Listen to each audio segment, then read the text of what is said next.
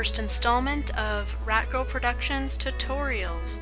This time I'm going to dive right in, and we're going to be working today in Photoshop CS5.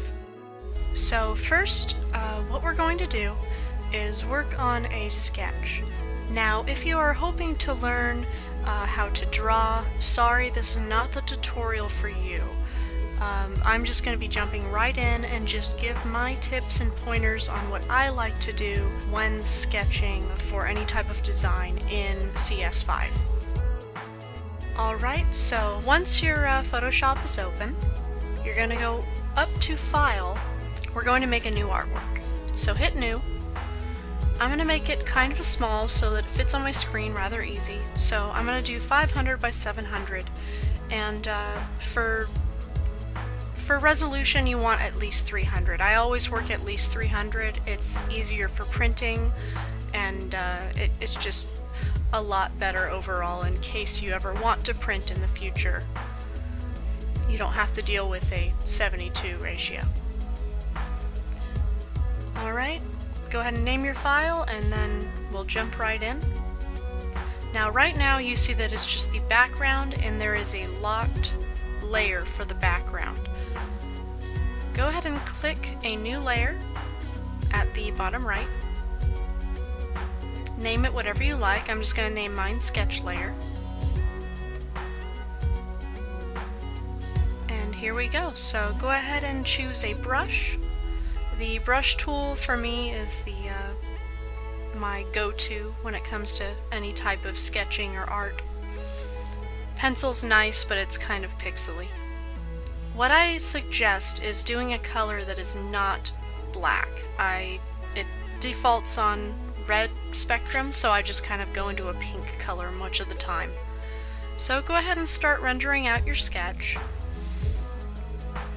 I am using a Wacom or Wacom, however you want to pronounce it. I usually say Wacom, so sorry if I'm saying it wrong, everybody. But I use a Wacom Intuos tablet 4L, and I also use a ghetto rigged protector on my tablet so that I don't have the pen nib rundown problem.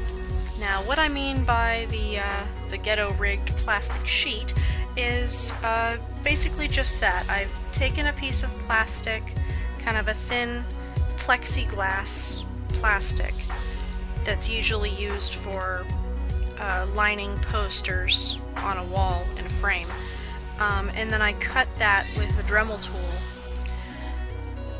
and just simply taped it to my my Wacom tablet. So if anyone wants to learn how to do that specifically, there are tutorials out there for that. Right now we're just going to focus on the art. So I'm getting a character down right now,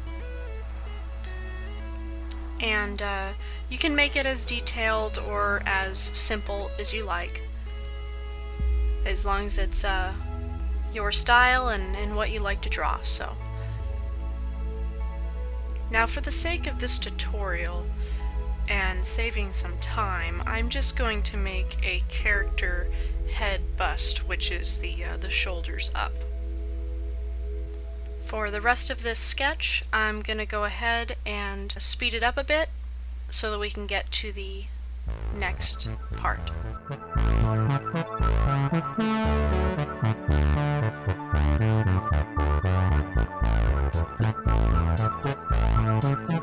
Oh, it looks like I've run into a problem here. I'm drawing too large and I need more room for the ears. Now remember that we made that new layer just for the sketch? This is where it comes in handy. All you have to do is go up to the Move tool, or you can press V on your keyboard, and once you click Move, you'll see a holding box come up that holds the entire sketch range that you've made. Go to one of the corners, hold down the Shift key. The Shift key is very important. If you don't, it could free transform your image and you don't want that. Hold down the Shift and then expand or contract that box. So just pull that corner in or out. You can reposition it wherever you like on the page. And once you have it ready, all you have to do is hit Enter. Now there's plenty of room. since I don't have the mouse recognition on my screen capture device, it's kind of hard to keep track of when I'm hitting buttons, but a lot of the time I am actually using hotkeys. Hotkeys, if you can memorize them, will save you a ton of time. Just for examples, if you want to use your move tool, again it's V. The brush tool is also a very common one used. That's the letter B as in boy.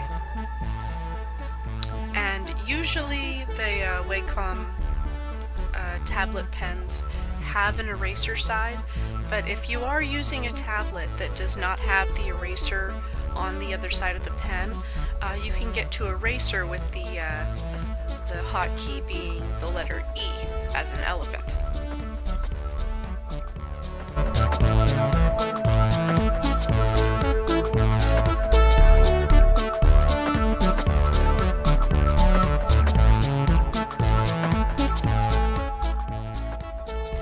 Alright, so I'm done with my sketch, and now I'm going to make a new layer again, and I'm going to name it Ink.